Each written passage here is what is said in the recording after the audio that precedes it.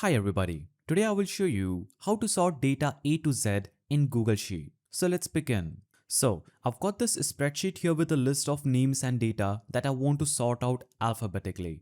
So the first thing that we are going to do is click on any cell inside the column you want to sort by. I will choose column A.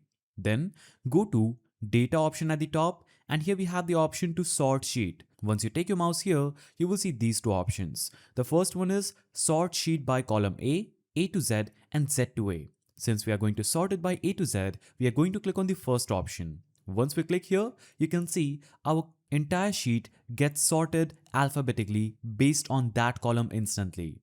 Now, another way to do this is you can simply select any cell inside the sheet, click on data and choose create a filter.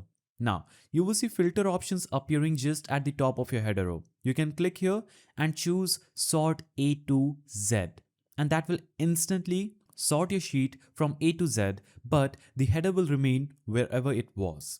So that's how you sort data A to Z in Google Sheets. If you found this helpful, subscribe to the channel and leave a like.